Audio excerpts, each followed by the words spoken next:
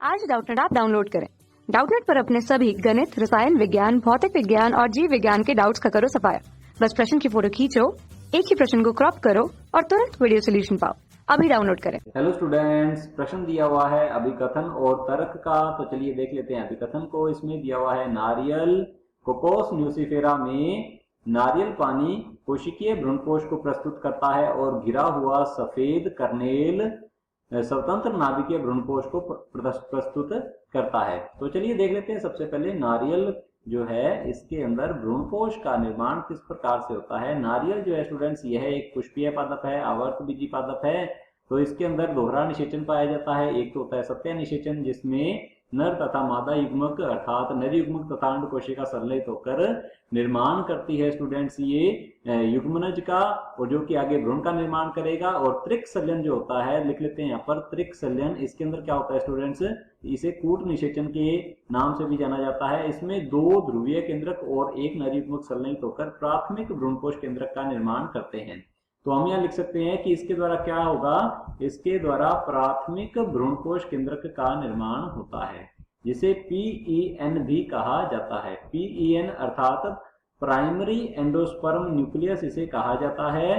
और इसकी जो गुणिता होती है यह होता है त्रिगुणित। अब स्टूडेंट्स, इसमें क्या होता है, नारियल में सबसे पहले जो प्राथमिक भ्रूणकोश केंद्रक है इसमें स्वतंत्र केंद्रकीय विभाजन या मुक्त केंद्रकीय विभाजन होता है। तो मैं यहाँ लिख लेता हूँ मुक्त केंद्रकीय विभाजन होता है। यह समसूत्री प्रकार का विभाजन होता है, केवल केंद्रक में विभाजन होता है। यहाँ पर कोशिका झिल्ली और कोशिका भित्ति का निर्माण साथ साथ नहीं होता है। तो लिख लेते हैं मुक्त केंद्रकीय विभाजन होता है, जिससे कि बहुत सारे केंद्रकों का निर्माण होता है। तो लिख लेते हैं बहुत सारे केंद्रकों का निर्माण होगा। तो आगे जो भ्रूणकोश बनता है, प्राथमिक भ्रूणकोश जो बनेगा इसके अंदर नारियल में, वह होता है मुक्त केंद्रकीय।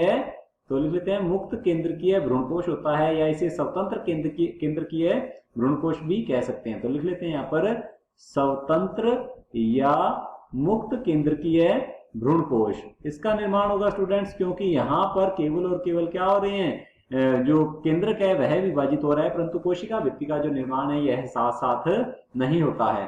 स्टूडेंट्स, जब संतृप्त अवस्था आ जाती है तो क्या होता है, ये इन केंद्रकों के चारों ओर कोशिका झिल्ली और भित्ति का निर्माण हो जाता है, जिससे यह परिवर्तित होने लग जाता है। यह परिवर्तित हो जाएगा कोशिकीय भ्रूणकोश में। तो लिख लेते हैं कोशिकीय भ्रूणकोश में परिवर्तित हो जाता है। अब यदि हम बात करें जो स्वतंत्र या मुक्त केंद्र के भ्रूणकोश है, यह तरल प्रकार का होता है। तरल भ्रूणकोश भी हम इसे कह सकते हैं स्टूडेंट्स। तो लिख लेते हैं तरल भ्रूणकोश होता है। और यह नारियल का जो पानी है स्टूडेंट्स, वह होता है तरल भ्रूणकोश। इसे स्वतंत्र या मुक्त केंद्र के भ्रूणकोश भी कहा जाता है। तो लिख लेते हैं नारियल का पानी जो है यह मुक्त केंद्र के या स्वतंत्र केंद्र के भ्रूणकोश होता है। और कोशिकीय भ्रूणकोश जो है यह किस प्रकार का होता है, यह होता है स्टूडेंट्स जिसे गिरी भी कहा जाता है, जो हम खाते हैं स्टूडेंट्स। ये सफेद कर्नेल जो है यह कोशिकीय भ्रूणकोश होता है। तो हम यहाँ लिख लेते हैं सफेद कर्नेल जो है स्टूडेंट, यह किसे प्रदर्शित करता है, कोशिकीय भ्रूणकोश को प्रदर्शित करता है, क्योंकि इसके अंदर कोशिकाएं पाई जाती हैं। तो चलिए देख लेते हैं अभिकथन को। यहाँ पर लिखा हुआ है नारियल कोकोस न्यूसीफेरा में नारियल पानी कोशिकीय भ्रूणकोश को प्रस्तुत करता है। स्टूडेंट्स, नारियल का पानी जो है यह होता है तरल भ्रूणकोश, या इसे स्वतंत्र या मुक्त केंद्र के भ्रूणकोश कहा जाता है। तो ये गलत हो जाएगा। और गिरा हुआ सफेद कर्नेल स्वतंत्र नाभिकीय भ्रूणकोश को प्रदर्शित करता है। तो ये भी गलत हो जाएगा स्टूडेंट। सफेद कर्नेल जो है यह क्या है, कोशिकीय भ्रूणकोश है। तो हमारा जो अभिकथन है ये क्या है, असत्य है, गलत है स्टूडेंट्स। तो क्रॉस लगा देते हैं यहाँ पर। आगे की ओर दिया हुआ है तर्क। तो चलिए तर्क को देख लेते हैं। इसमें दिया हुआ है PEN अर्थात प्राइमरी एंडोस्पर्म न्यूक्लियस, या इसे कहा जाता है प्राथमिक भ्रूणकोश केंद्रक।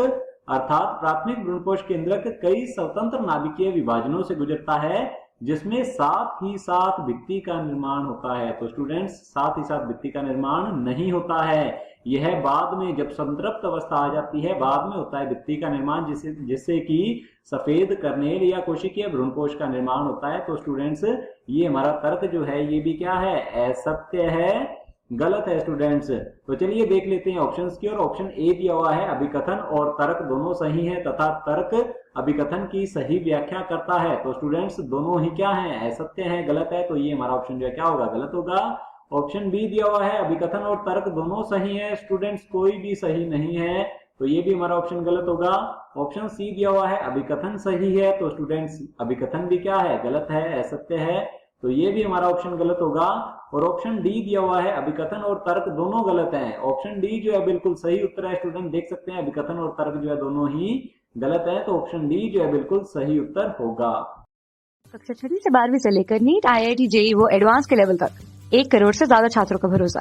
आज ही डाउनलोड करें डाउटनेट ऐप या व्हाट्सएप करें अपने सारे डाउट्स 8400 400 400 पर।